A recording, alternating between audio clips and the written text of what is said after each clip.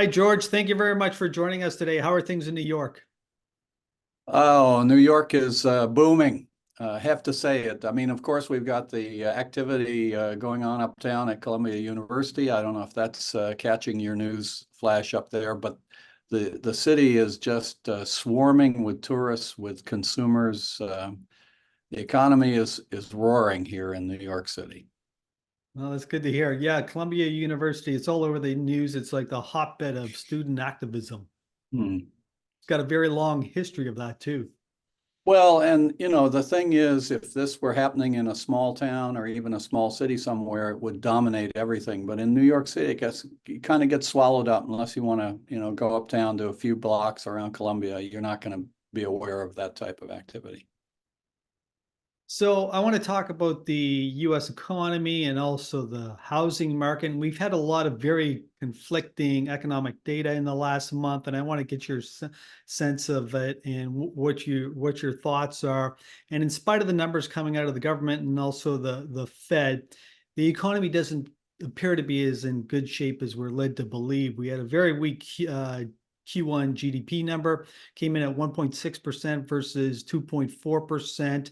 We still have very sticky inflation. And when you look at the three largest components of CPI, shelter, food, and energy, none of them are really coming down. And I think this is really starting to resonate with people. And that's why we saw such a weak consumer confidence number.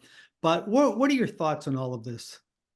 Well, I think we have to be careful about overreacting to a quarterly number, 1.6%. I mean, 2 quarters ago it was 5%. I mean, it was a blowout number, and that was a problem because it was going to lead the Federal Reserve to hang on higher for longer.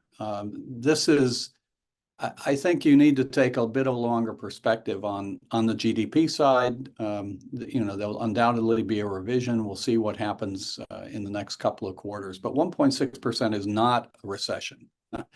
And on inflation, you allude to the fact that, housing is the dominant component of the consumer price index. It's almost a third of the index. And yet it is a very troubled component to measure. It's based on, most experts would tell you it is a very lagging indicator. It lags because of the way it's constructed. It lags the reality in the market. It reflects, it's not actually based on housing costs or mortgage costs directly. It's based on rent.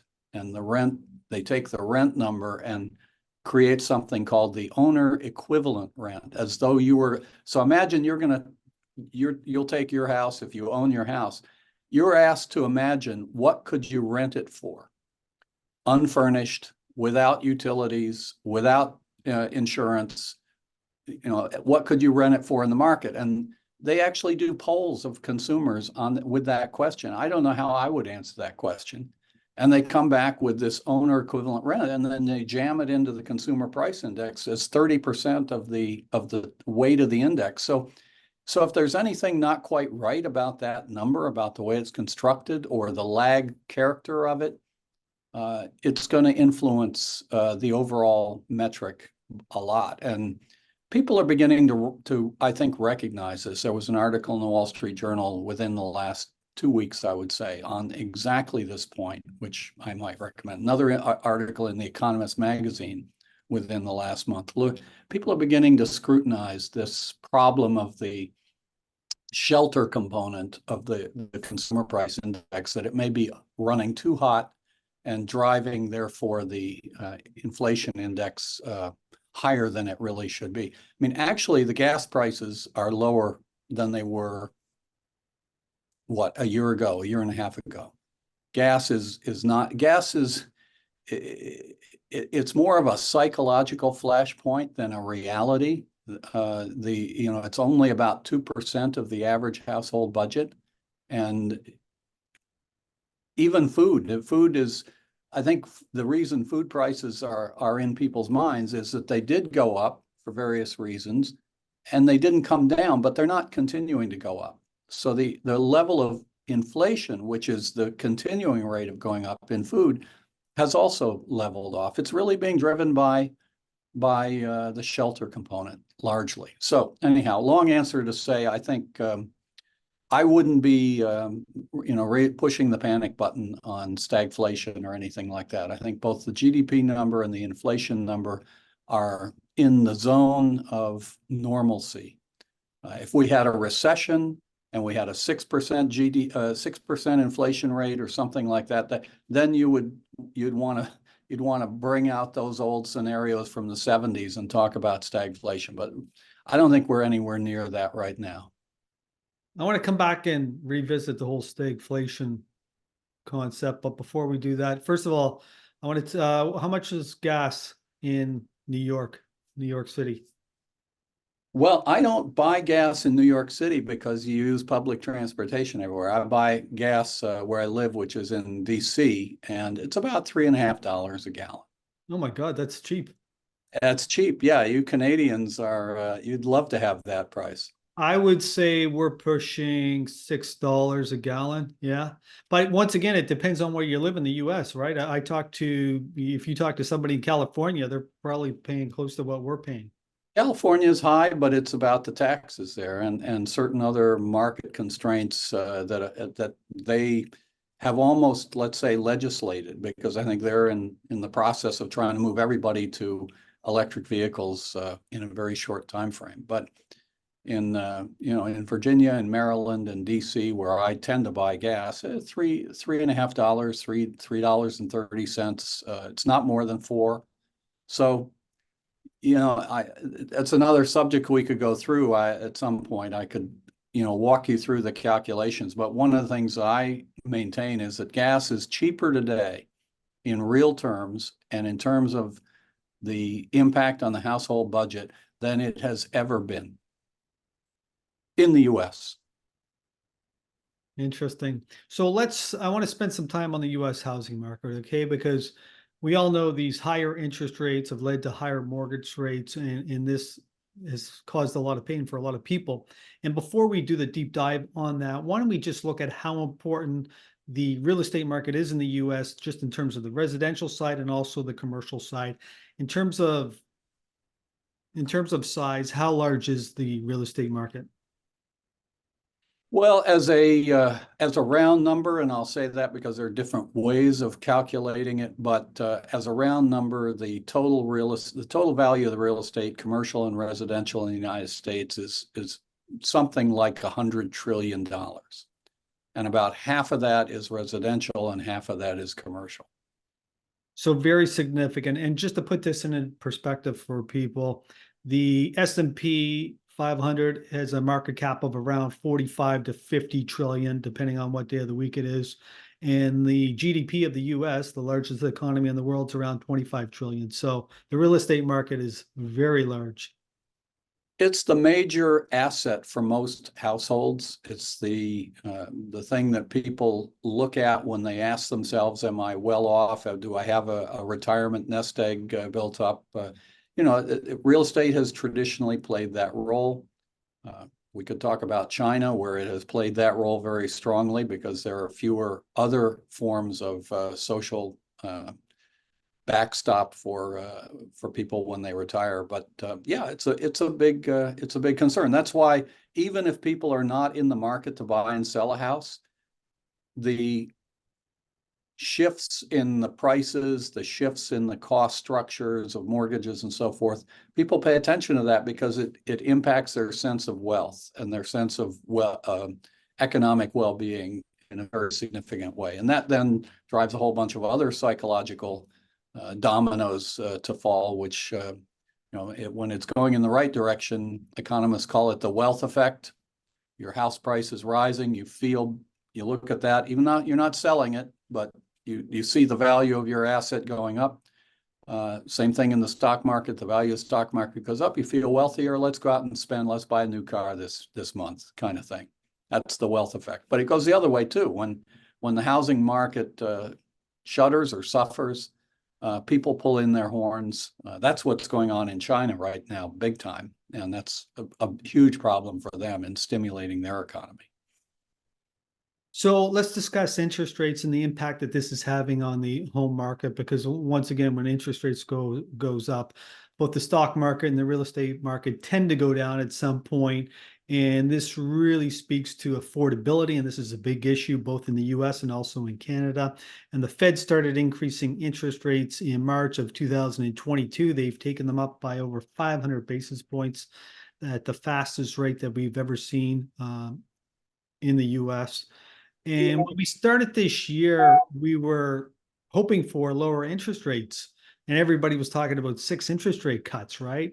And we thought this would really help stimulate the economy, the stock market, and also the real estate market. But now, because of this strong data that we're getting from the government, people are talking about 1 cut only this year. And once again, this all comes back to affordability. And what are your take? What's your take on interest rates? What do you think is going to happen this year? What do I think is going to happen? Well, nobody has been, nobody can brag about their track record in projecting that lately, including the Federal Reserve itself. I mean, it's a big article big editorial in the Washington Post this week telling the Fed to stop publishing its own forecasts in the form of the dot plot. They said it doesn't work. It misleads people. It's never accurate. Stop it. And so with that caveat, what do I think is going to happen to the interest rates? I think they're probably going to stay where they are for the rest of this year. There might be a symbolic cut if we have another, if those funny numbers of inflation and GDP go in a little bit the right direction, you might have something. But you also have the election coming up, and any rate cut that coincides with the presidential election calendar is going to be controversial. Whether it's being done for political reasons to help one or another of the candidates. So it may well be that the Fed is just going to stay where it is at least through the election, and I would not be surprised to see that scenario. And certainly, I wouldn't see any significant rate cut, as you were talking at the beginning of the year. People were projecting maybe 150 basis points of cuts this year, and I don't think you're going to see anything like that. So what would it cost to get a standard 30-year mortgage in the US? The mortgage rates today are the magic number of 7% is in the air. It flirted with that. It came back down a little bit. It's now back up a little bit. So yeah, it's around 7% if you take a straight 30-year mortgage. There are various hybrid products that are on the market where you can take an adjustable rate for a certain number of years and then be exposed to the possibility that it will go up. That'll get you a little bit lower rate.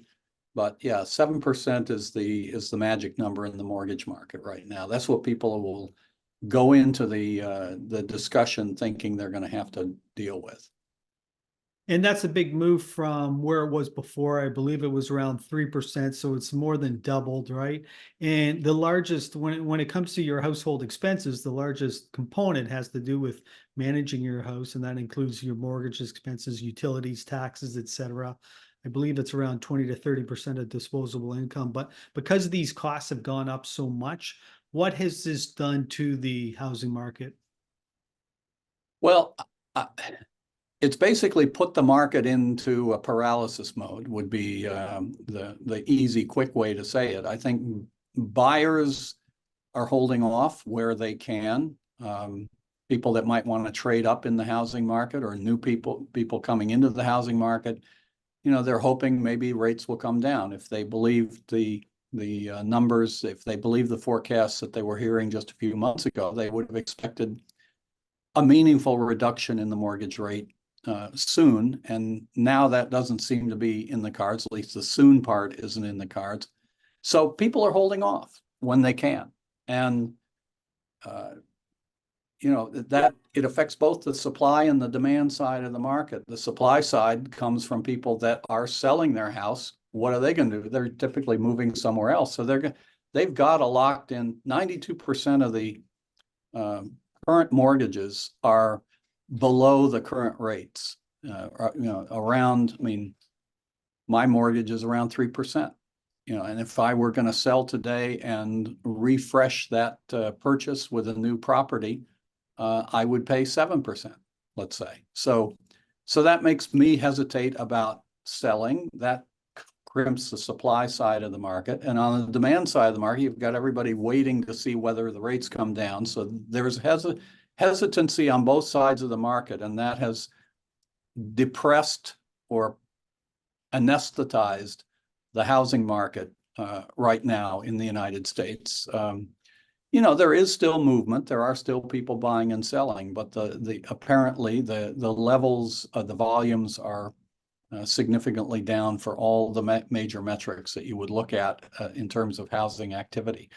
I don't think that's because there's a recession in the housing market. I think it's due to this psychology that I've just kind of explained, where both the buyers and the sellers are prepared to wait and see what's going to happen and hope that things are going to get a little bit better in the near term. So we'll see. Now, what happens in the near term when that doesn't happen? Maybe we readjust they reset their psychology to the idea that a 7% mortgage is not the end of the world. It may be the old normal has come back. I remember having a 7% or 8% mortgage in New York City years ago when I lived there. It was normal. But with these higher interest rates, you have, as I mentioned earlier, your monthly payments are up significantly. They've more than doubled. They're much higher. Yeah. Yeah, go ahead. Sorry. So you don't think that's going to have a negative impact on the U.S. housing market? Well, it has had a negative impact, as I've described, in terms of reducing the level of activity. It does not seem to have brought prices down that much, if at all.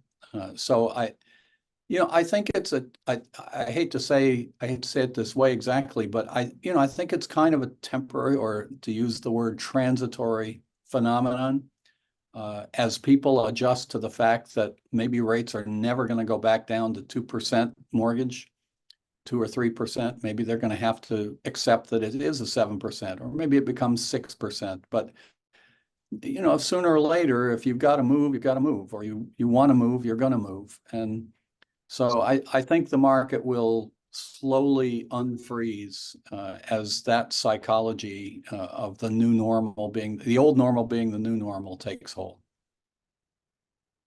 So one of the unique factors about the U.S. is the fact that you have these long mortgages. You can lock in for 30 years.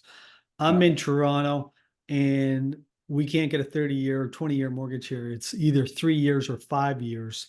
And I recently had a discussion with David Rosenberg, and he suggested that he thinks there's going to be a major reset coming in the Canadian real estate market, because anybody that has a 3-year mortgage, they're going to be refinancing here this year or next year. Do you have any thoughts on that? Well, you know why you don't have a 30-year mortgage in Canada? No, I don't. It's because you don't have this strange entity called Fannie Mae or Freddie Mac. These are these gigantic, strange hybrid entities created by the federal government. They look like private corporations. They have shares of stock and so forth, but they have the various forms of government support, government backing. The whole purpose of these entities, the Fannie Mae was created out of the Depression, and then Freddie Mac was created in the 70s to kind of give some diversity. But what they do is they securitize. They basically buy mortgages from the banks that issue. The banks, let's say, are in and then there was a new class of entities, the mortgage originators, would originate these mortgages, and then they sell them to Fannie and Freddie. And the whole theory behind this, the philosophy behind this, is to promote home ownership. So they are the backstop for these 30-year mortgages. I read a book recently that made the point that the idea of a 30-year mortgage is about the most unattractive on a straight private credit basis. It's about the most unattractive instrument that a bank could generate, because it puts the bank on the hook for 30 years to all the risks of interest rates running around, of people defaulting or whatever, a 30-year loan is a riskier loan by a large part than a 3 or a 5-year loan.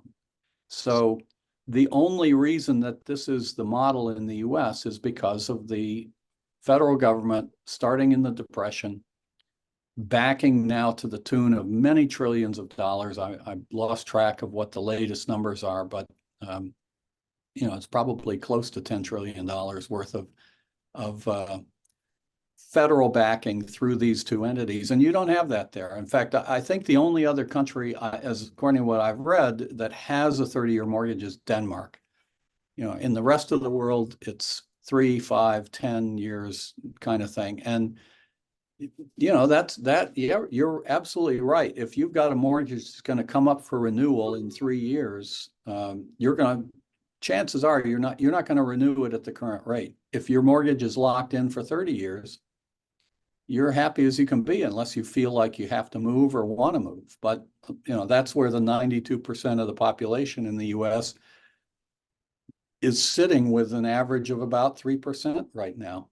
The existing mortgages are still around, the people paying around 3 or a little bit more. And that's just a fact of life here that, benefits some people and makes the market a little bit crazy, but it seems to, it's a political commitment that I don't see. I mean, it's like Social Security at this point. No politician can touch it. So we're stuck with it for better or worse. So we have a possible reset coming in the Canadian real estate market, but in the US, you don't think so, even though we have this slowing economy, if you look at the last GDP number, and very sticky inflation. That doesn't bother The housing market, most people in the housing market are insulated from that, in the sense that they have a low fixed mortgage, it's a long-term mortgage, and they're not in the market to move. There is the wealth effect as they watch their asset price and asset value maybe fluctuate, and that can hit affect their psychology. But in terms of a true economic pressure, no, we're, the largest segment of the population, I think, is immune to this here. And I want to get your views on the commercial real estate market. I recently had a discussion with Ben Laidler of eToro. He is based in London. His office is in Canary Wharf, which is a huge office complex there's thousands of people working there. And he mentioned that only 50% of the people are showing up to work. Okay. And this is the big trend that we're seeing not only in London, but in Toronto and New York and many other major cities throughout the world. And what's your views on the commercial real estate market? Do you see any issues there, any cracks? Hi, I hope you're enjoying the interview. One of the reasons we do these interviews is to help you understand what's happening in the global economy and also how to prepare for it. And during times of uncertainty and also never-ending inflation like we're going through right now, investing in physical gold is one way to protect your portfolio against inflation. If you would like to learn more about gold and how it can benefit your portfolio, visit hardassets.alliance.com. Hard Assets Alliance is a trusted platform that is used by over 100,000 institutional and retail investors. Once again, that's hardassets.alliance.com. There's a link below in the show notes. Now back to the interview. It's definitely the real problem point in the real estate world, I think, as opposed to the housing market, which is in the state that it's in, and I've described it. I don't see that as a crisis. I see that as more of a current paralysis that will tend to resolve itself. But in the commercial real estate market, yeah, there's, as you point out, work habits have changed. They changed with COVID, and I personally don't see them going back. I think that the need for people to have an office that they're going to be in 5 days a week, 8 to 5 or 9 to 5, that world is probably going to be something that in a generation will be looked back on as as an episode in human history and not as a fixed feature. It's very feasible today to have a work schedule where you're in the office in some sense a couple of days a week, and you're on Zoom like we are right now, doing business. You know, if we had wanted to have this interview 10 years ago, we would have had to arrange to meet up somewhere in an office, undoubtedly. But now people can do a lot of their work without having to migrate from their suburban home or wherever downtown and go up, 40 stories in a building in Manhattan and sit there and be in an office for the rest of the day. It's a big change, and it's a problem. It's going to cause adjustment challenges for many cities. I live in Washington, D.C. That is severely impacted by the government workers not coming back to their offices, doing their work from home. Now, maybe much of what they do can be done remotely. I'm not going to comment on whether there's anything wrong with that, but the impact is it is just hollowing out the downtown of DC, all the little retail shops, the restaurants that used to depend upon the traffic flow of people that would be there during the working day. They're suffering, and the downtown is everybody, the government in DC is out there trying to wave the flag and get people to come back to their offices for the sake of the retail and the downtown economy. And I don't think it's not gonna go back to what it was, and that adjustment will also be to some degree painful for some parts of the economy, but I think it's permanent. And back to your question on commercial real estate, probably the most painful thing is going to be that the rental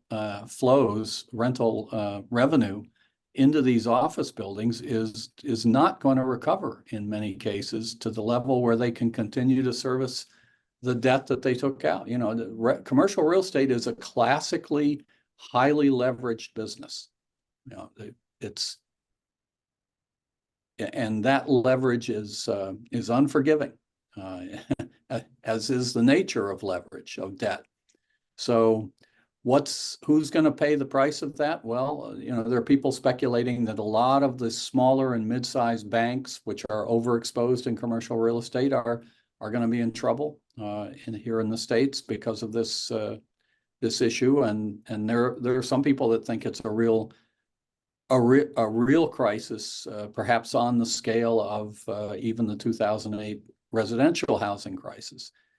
I'm not sure I go that far, because I think these are loans that can get restructured in a way that are not about, commercial real estate was not a bubble that is being deflated. It is a highly leveraged, well-structured industry that has been impacted by the change in the work habits, and they can make the adjustments. But it's not the case of people that bought 3 or 4 houses in Las Vegas on a speculative basis, and with ARMs that were going to blow up when the mortgage reset. Anyhow, so if we do see a pullback in the commercial real estate market, or even the popping of that bubble, when do you think that would happen, and what would be the catalyst?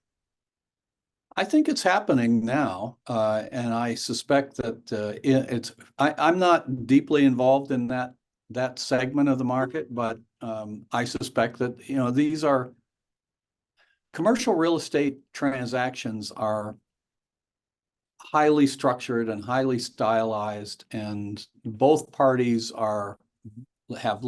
typically have long experience. The borrowers and the lenders have a long experience in creating these instruments and managing them through whatever the stresses may be. Now, the stresses are unusually high, and that may mean that there may be some outright defaults and significant value lost. But I suspect that right now there are a lot of discussions going on about how to restructure those loans, restructure that debt, and avoid the worst.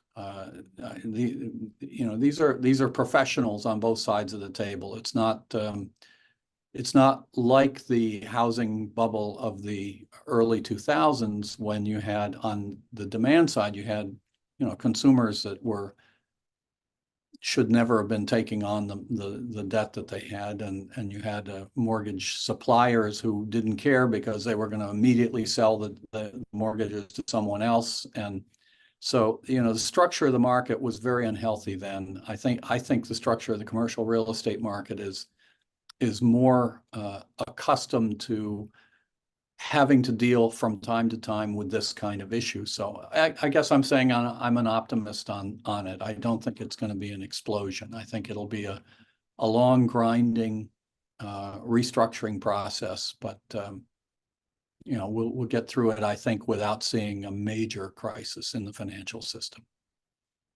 George, we started this conversation off by talking about the economy, and you made mention that you don't see a risk of stagflation. And even though we saw a very weak Q1 GDP number and we have very sticky inflation, and so let's talk about this a little bit more. Why don't you see this as a risk? Well, first of all, stagflation is a concept that dates from the 1970s, really, when there was an experience of high inflation driven largely by oil price and commodity shocks, supply shocks, and high unemployment that in the classical economic theory, those should be inversely related. If you have high unemployment, that should be a reduction in demand, which would bring down inflation. So the existence of high inflation and high unemployment, this was designated stagflation, and it was a problem in the 1970s that was very, very tenacious. And I don't think we've replicated that scenario here in our current situation. I think we have a very robust economy on the growth side and the GDP side. I think the expectation that we're headed to a recession among the experts and the forecasters, given that, we know that our record is not always perfect, but the expectation of a recession has come down. Even if we have a 1.6% GDP, that's not a recessionary signal. That's a cooling. And in many ways, that's what the Federal Reserve has been waiting to see on the growth side, is a somewhat of a cooling. When we had 5%, what was it in the third quarter, a couple of quarters ago, 5% GDP growth, that was a problem, because it meant that the Fed would feel that they couldn't reduce the rates because the economy was running too hot. So coming down to 1.6%, let's see where it is next quarter and the quarter after. And if it goes into a recessionary mode, then we can start worrying about this stagflation scenario. And on the inflation side, inflation has come way down as well. It's now, the core PCE, the core numbers, particularly if you abstract some of the artificial increase that may be attributable to the way the housing component is computed. We're in the 2.5%, between 2 and 3%. We're in that zone. Now, maybe we'd like it to be a few tenths of a percent lower. Okay, but it's not 6 or 8 or 10% like it was in the 70s. So I don't really see the stagflation scenario in the picture at the moment. If the inflation really lights up again and we go into a recession, we can have this conversation again, but I don't see it right now. And I know what you're saying about the inflation rate and the change is coming down, but man, I'm telling you, every place I go, I can't get over the prices. Like, I used to shop at Costco and Walmart to save on food costs, but man, those prices aren't coming down. Like, every time I go there, I used to go there a year ago and I'd probably spend $300 or $400. Now I'm spending $500 and $600. Well, basket of goods. Yeah, one must be careful not to equate high prices with inflation, as they always say. So yes, prices went up on a variety of goods, and they aren't coming down, and they probably won't come down. And in fact, if they started coming down too fast, you might worry about deflation, and that's a whole other difficulty that economists and policymakers would have to contend with. But inflation is not the fact that you've got high prices. Inflation is whether they're continuing to go up. And that metric of the rate of increase, that has come back down into, as I say, that near the zone where we want it to be, supposedly 2 to 3%. So yeah, the price of a given product may be higher than it was a few years ago, but it's not continuing to go up. And that's the inflation metric that matters. That's From if you the point of that's view. if you trust what they're telling you, right? And when I say they, I mean the government. I mean, you were talking about earlier how the shelter component of CPI has a lot of faults with it. Well, you could say the same thing, I'm sure, about the food component and also the energy component. Yeah, the most of the caveats, though, that you would raise about those metrics will point you towards the idea that they may be running a little hot, a little too high. One of the things that inflation metrics have a hard time, there are a couple of things that they have a hard time dealing with. One is shifts in consumer behavior, let's call them quality-based or category-based. So the example I like to give is the price of eggs. Everybody got worked up about the price of eggs. Well, the price of eggs is actually back down to where it was for the basic product. But you go into the grocery store now, I assume it's the same in Canada, and you get your regular eggs, you get your organic eggs, you get pasture raised, you get free range, you get chickens that have been, coddled in whatever. So, and all of those have the organic and quality move in food prices. A lot of people have just stepped up their buying behavior in that regard. And so, yeah, you come home and you've paid $500 instead of $300, but you probably have bought some things that you wouldn't have bought a few years back, or you creeped up the ladder. I'm not saying what you personally are doing, but I think there's evidence that is taking place as people feel more willing to spend on some of the things, particularly in the food category. The other thing that's going on, which I haven't seen how they're going to handle it particularly, is the whole idea of dynamic pricing and or surge pricing. And I think everybody's starting to see it there. You go online at Amazon and you price a particular product. You don't buy it. You go back, an hour later or a day later, and there's a different price. And it may be lower, it may be higher, but I see it. I ride Amtrak, the rail system here in the United States, twice a week, pretty much, and it's shocking. I mean, it's a range of 3 to 1 for the exact same product. If I price it on Tuesday, it's $50. If I price it on Thursday, it's $150.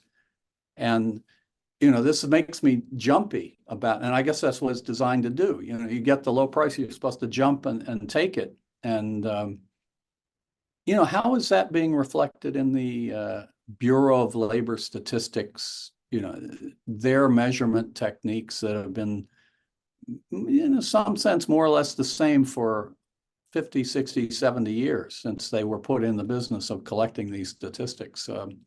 And I'm not saying they don't know about this, and I think they're trying to deal with it in certain ways, but a lot of the people's exposure to price data in the market does not take, I think, account of these kinds of factors, that the pricing has become much more volatile, much more dynamic, and category shifts. You stop buying regular milk and you start buying organic 2%, and there's a price increase in it, but you think, my God, I bought milk and it's costing me more. So, I don't want to make light of the fact that there are people living down near the edge of the lower middle class or the poverty level that for whom an increase in their regular grocery budget is painful. There are those people, but I think for most people, that is not what's going on. I think it's more in their head about, I actually think, I'll add one more quick comment on this topic. I think that a lot of the angst about inflation is displaced anxiety about other things going on in the country right now. And whether it's the wars that we're embroiled in and the protests going on around that, or the incredibly almost unprecedentedly turbulent presidential election going on, and polarization in the and of course the southern border has got people a lot of people worked up. So there's a lot of angst generating into the system. And when you ask ordinary people what it is that they attribute that to, their easy answer is to think about the price of gasoline or the price of eggs and say, well, it's inflation, or increasingly it's mortgage costs. Those are flashpoint responses. Yeah, I would have to disagree with you there, because there's not many differences between Canada and the US. And I'm fully aware of all of those other issues going on that you've mentioned, but these issues have been going on since the beginning of time. Nothing's changed. But the one thing that's really changed to me in the last few years is inflation, and how much higher I got to pay for my groceries, how much more I got to pay for beef tenderloin when I go to Whole Foods. I can't even shop there now. It's $45 a pound. Okay. And I used to love buying a nice California cab. I can't now because the price has gone up so much. And at the same time, my wages aren't going up. So I think these price, and keep in mind, I got 3 kids too. And the cost associated with raising a family, man, it's meaningful, and it's changed significantly just in the last 4 years. Well, I can't dispute your personal experience, so I won't. But I'll just say that I think the way we think about pricing and inflation is increasingly recognized to be kind of obsolete. I'm not saying the we or the ordinary people. I'm saying the economists, the forecasters, the policymakers that are reacting to it. I think there's just so many things that you have to be critical about in the way the measurements are made. But maybe that's me being too much involved in the numbers and not enough worrying about what I pay in the grocery market. So I'll defer to you on that point.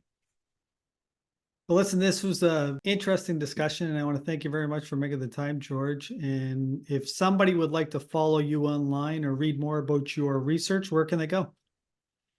Well, probably the best place is the Forbes column that I write. And I have quite a few in the pipeline coming this month on a lot of these same topics. So if you just Google my name, George Calhoun, and Forbes, you'll get to that link and take it from there. Well, that's great. Thanks very much. And I look forward to our next conversation. Me too.